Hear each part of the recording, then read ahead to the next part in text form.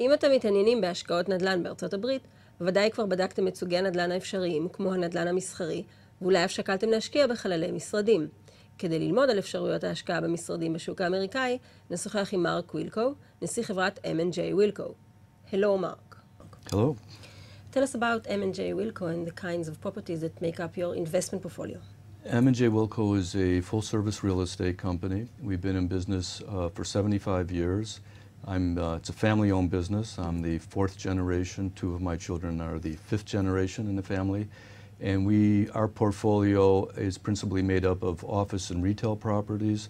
We have 36 properties covering about 7 million square feet, portfolio value of about $1.2 billion. Where has the company been active during the last year?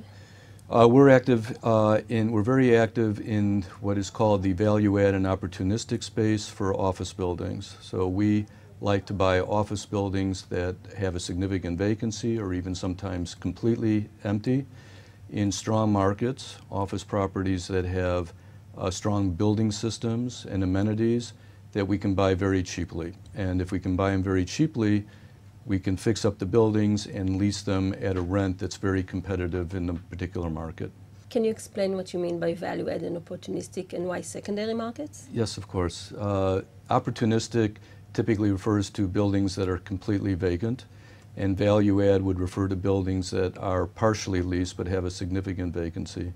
We like to look at secondary markets because the real estate market in the U.S. has become very strong, and we find that the price points in the so-called primary markets, which might be New York or Washington, D.C., San Francisco, are too high.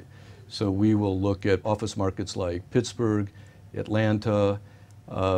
There are opportunities to buy properties that can be in very good locations that can be bought at an acceptable price. And so that's why we prefer to pursue secondary and even tertiary markets.